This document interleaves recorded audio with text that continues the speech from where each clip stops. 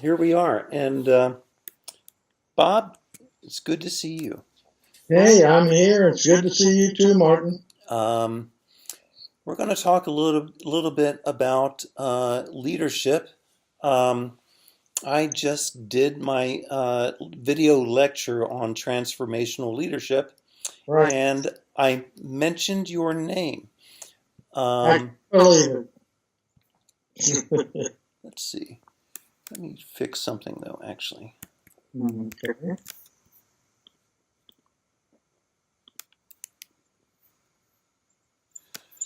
Yeah, so I mentioned your name as a transformational transformational leader.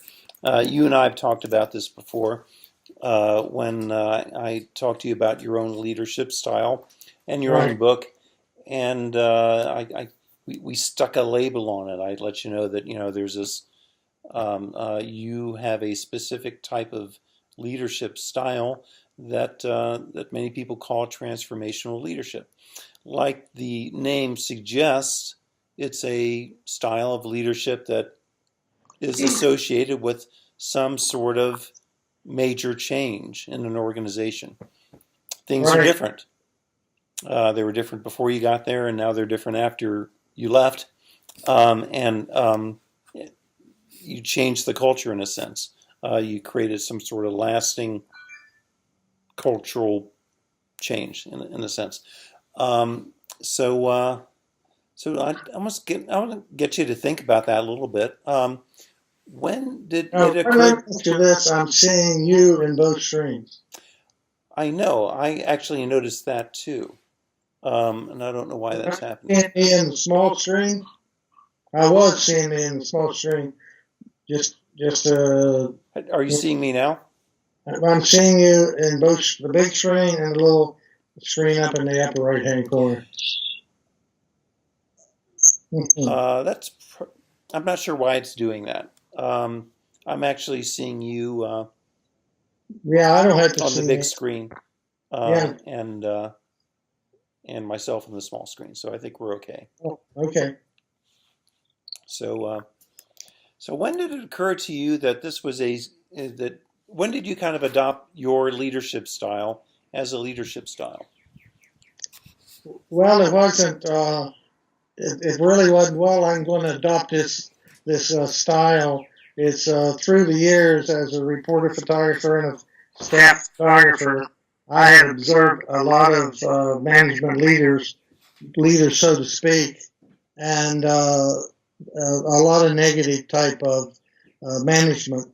And I thought, well, this doesn't make any sense at all. If you want to inspire your staff to perform at their lowest capability, then go that way. My idea was, hey, treat people like you'd like to be treated. Believe in people, and they'll believe in themselves. Trust people, and they'll be trustworthy. It was just all common sense to me, and as in the book, I call it uncommon common sense. Um, you know, just I mean, you could be a nice guy, but also to raise the level, you have to have high standards, and so you do have the high standards, but you just in believing in stuff and to make it fun, make the job fun, and it was pretty simple. It was kind of Sunday school stuff. So did you have good managers that you learned from? Was there anyone that you could remember that made an impression on you as a good manager or someone who inspired people? No, Okay, so you learned from bad managers then. I learned from bad managers, and it just came to me that this was the wrong approach. I mean, the typical, I'm the boss, and you'll do what I say, and why are you griping? We're paying you, and so on. And it just maybe if it came from anything, as I've thought about it back through the years, and my dad was a manager in a department store, and he was very positive, and the women that worked for him loved him, and did great work. And Hmm. through the book and the whole thing, I really didn't think about that, but later, so maybe if that was part of the natural osmosis going on there. That could be, but it just, it just made sense. I mean, just, and of course, the title of the book is Vision, Courage, and Heart.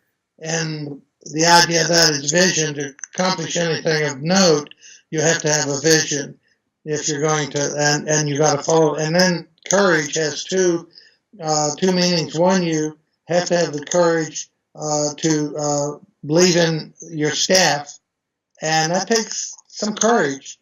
But what helps that is, yeah, you have to have the courage to believe in yourself. If you don't believe in yourself, then you're kind of and I think a lot of managers maybe fall into that category. But if you believe in yourself and then you believe in the staff, they will begin to believe in themselves. Not that everybody on the staff didn't believe in themselves, but you just enhance that. When some that are maybe a little insecure, you work with them in a very positive way and letting them know that you know that they can do really good work and that sort of thing. And that's when I went to the Charleston Gazette. That's basically what I said. Hey, I know you got into this business because you love photography, and I know you're capable of doing good work, and you are going to do good work. We're going to do good work. And the same thing at the Virginia Pilot. I think I started the first time with the whole staff was we are no longer a service department. We are an equal department in the editorial newsroom that will do top-notch professional work. And so from there, we were off and running.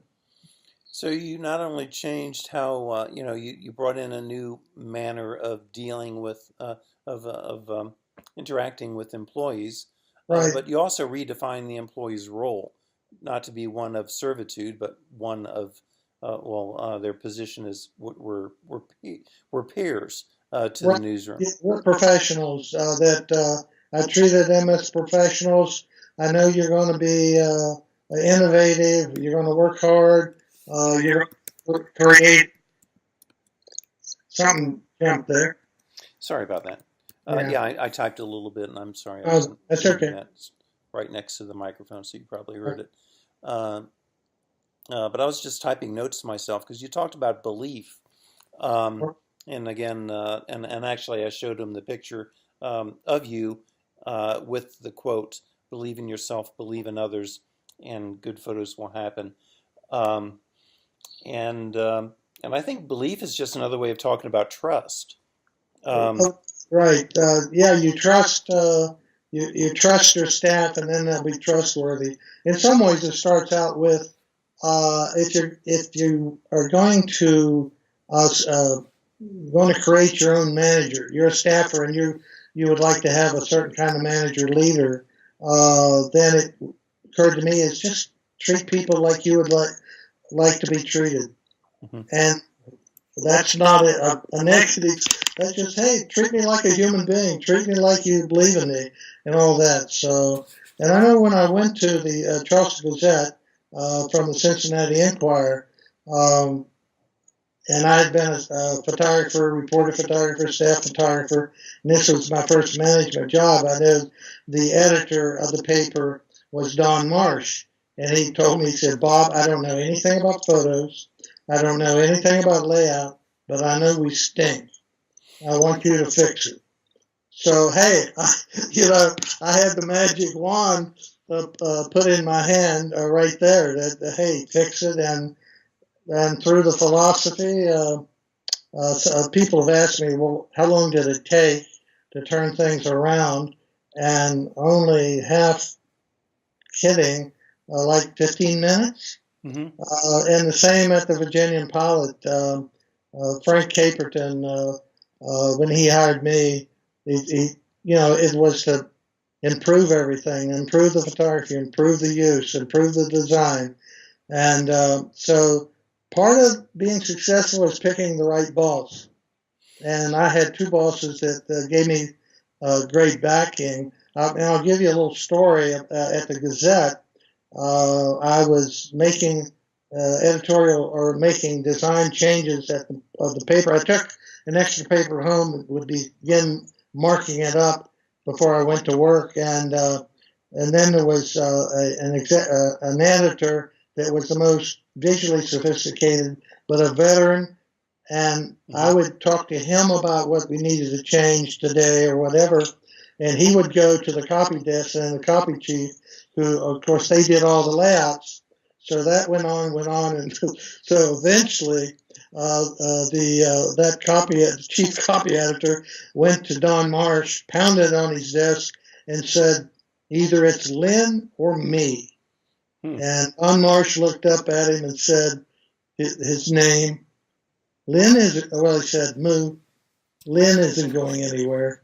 Yeah. So anyway, that's picking the right boss for sure. No kidding. And I'm wondering if you never did tell me, or I don't know, did that guy stay?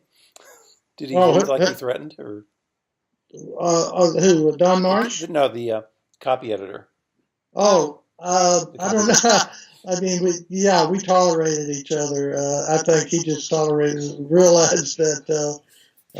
I don't think he ever got it. Okay. But he would do it because So in the end, I redesigned the entire newspaper, which today, many years later, is pretty much what I designed then. And they could probably use some spiffing up even now, but they're at least decent. And yeah. So so things change. Well, you suggested things change really quickly, and I actually was having a conversation with different people in my department about what's the right speed or rate of change. Do you want to change things slowly, or should you go after shock and awe, or should you do something in between? No, it's really not either way. It's not like that. When you come in, okay, you're starting to believe in the staff, but with editors, you're starting to do things that help them, that make their job easier, that they don't have to worry about. And then you gain their trust because, wow, look at this product. Look at these pictures the staff is bringing in and to you. So it's slow in a way, but it's kind of immediate, and it just keeps building in a positive way. I can remember there was at the Virginian Pilot, there was the life section. No, she was the food section editor, and she just didn't get it. And I would go to her and I'd say, well, she had an assignment. And I said, well, let me show this to the photographers and see what they can come up with. Well, she didn't like that idea. But eventually, as the photographers started coming to her with these really innovative, good ideas for food, she finally got it. And she became one of our most loyal newsroom comrades. Building fans. Right. Yeah, and part of it when you deal with people in the newsroom, one of the golden rule is you treat everybody with respect. Everybody, no matter how much you might disagree with their opinions or their thoughts, you have to understand how they and why they came to those conclusions. But if you end up talking down to them, like, well, don't you understand or don't you get, then you're doomed. So keeping the respect of everyone is critical. Yeah, and that's one of the qualities of a transformational leader. Among other things, they tend to do the right thing. They tend to treat people respectfully and ethically. And again, they try to walk it like they talk. And again, and I think that kind of gets back to you talking about, kind of the golden rule. Treat people as you would want to be treated, with regard to respect. I mean, everyone's different, but everyone, I think, probably is the same, where they kind of desire a certain amount of respect in the workplace. Right. Well, and then of course the whole idea is to achieve what is your goal? Your goal is to produce the finest work possible, the finest work that the staff is capable of. And through this positive reinforcement, that begins to happen.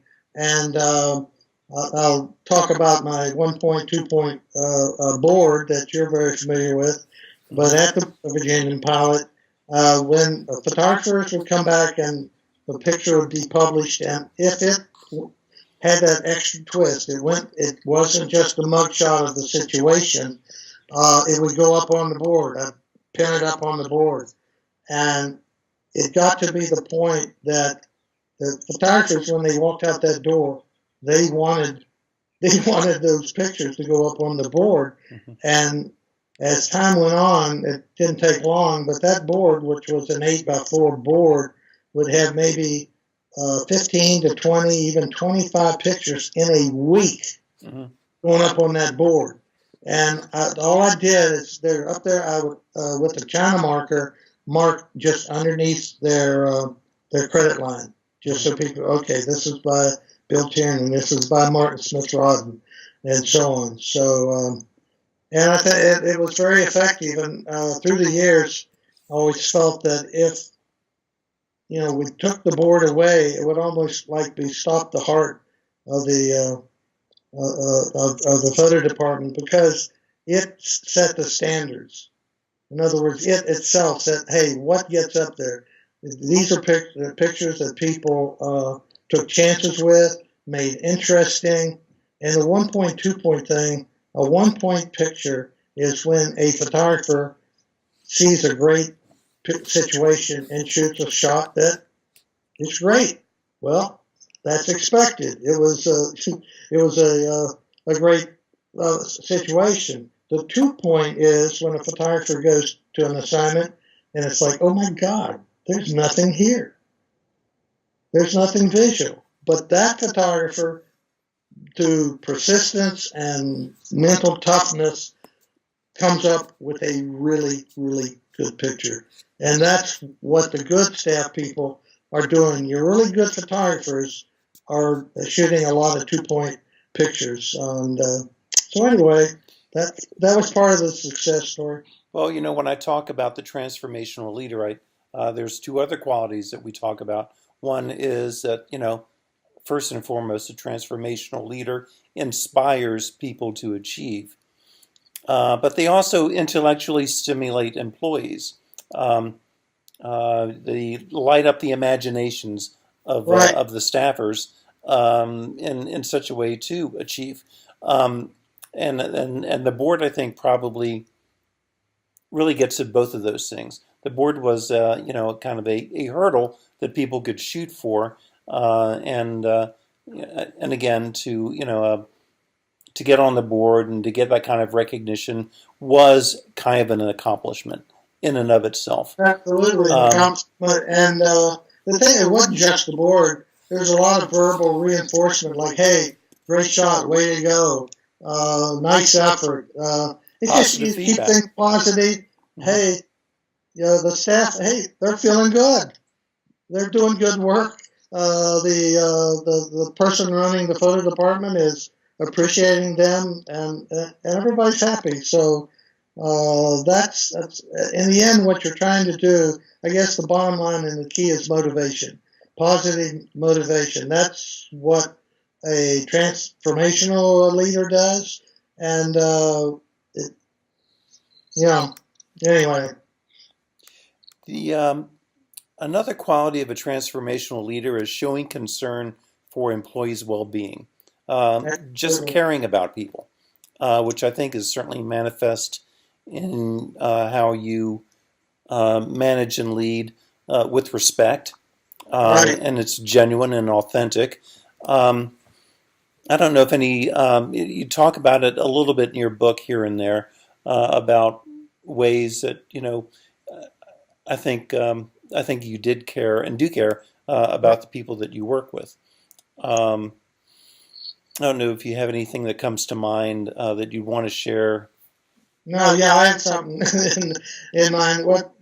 one of the keys is you have to really care about the people, your staff. You have to really care, not just when they're in, at the paper and going out and shooting, but you have to care about them and their family. You have to care about their, outside the newspaper. Really care and do everything you can to help them in that regard. The well, I had a thought in mind and it just went bloop.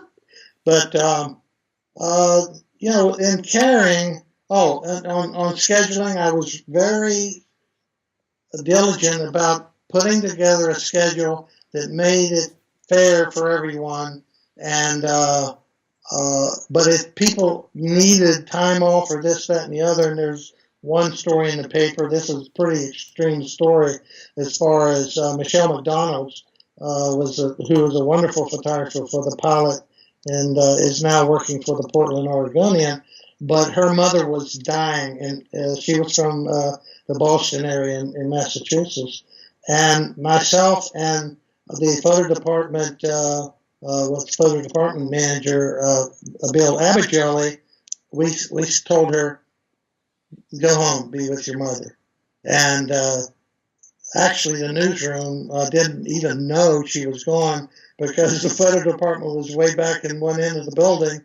And so she was gone for 6 weeks, and finally they figured it out, and we had to kind of change things. But they paid her a kind of part, a leave of absence salary, another couple of months, and her mother died. But Michelle was with her mom when she died. And why did we do that? Because that was just the right thing to do. Our job in the newspapers, that's important in its own way, but it's not life itself as it was in this instance. Anyway, I've always felt good about doing that, and Abby and I both. And, back to courage, take some guts. There's there's a word. Sometimes to be a really strong leader, it takes the guts, and maybe in some ways, if you're going to succeed, you have to be willing to lose your job. Mm-hmm. That you're going to do it the right way, and if what you're doing doesn't please or satisfy your boss, then so be it. Then I'll go somewhere else.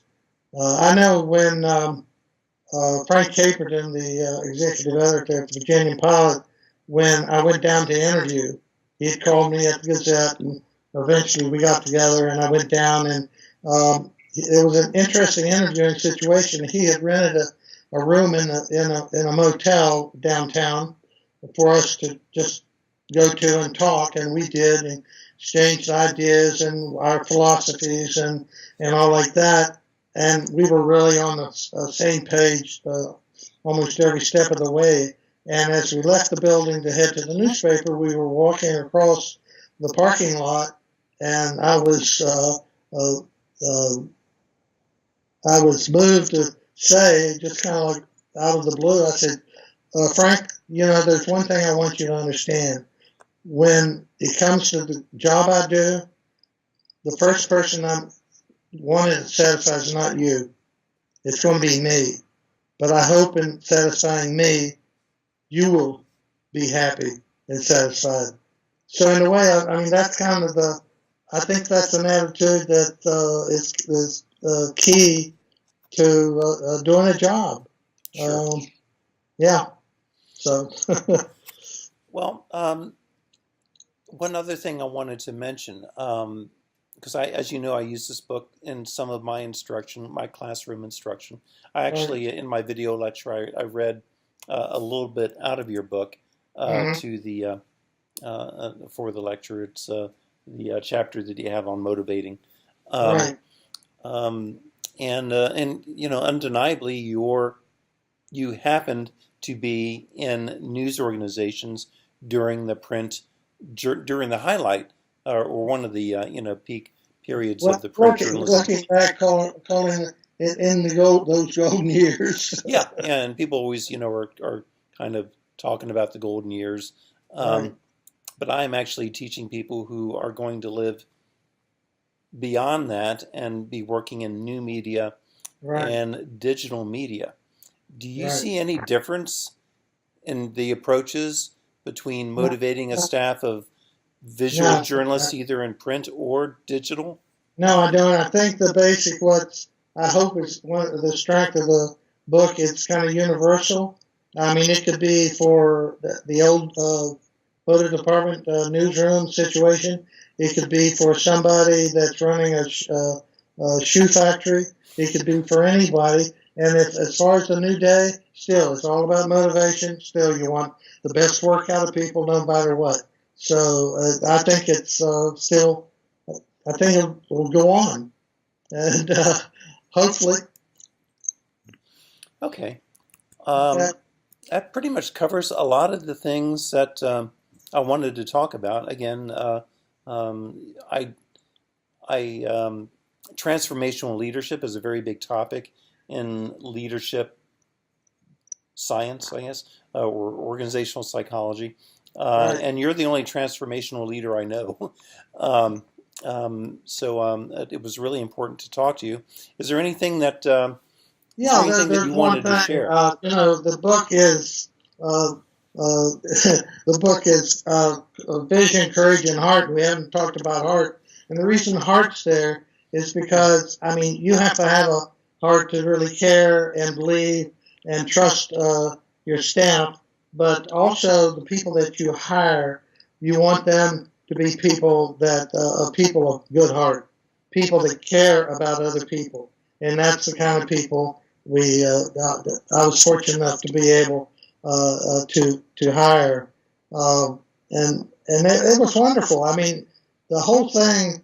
It wasn't playing favorites, but everybody did not get the same assignments. Uh, there were some people with higher skills. All I really wanted from every staffer is to go to their highest level of potential. I didn't expect the photographer not quite as not doesn't have a skill as another photographer to be performing up at that level. It's just I wanted the best of everybody, and then I was happy, and they were happy. It was a happy photo department. Not playing favorites, and I tried to make the assignments that, as far as going out of town. I tried to spread it out, but of course, the better photographers would get the more challenging. But also, that didn't mean the less talented got all the bad. No, I tried to mix it up. But the irony is, the good photographers oftentimes got what would be called the bad assignments because they were important news. They were important news stories, Hmm. and needed a photographer that did the two-pointer, something out of nothing. So they weren't just shooting cream puff assignments. Right. And one of the things too, somewhere in the book, maybe we've said this is the first of the conversation.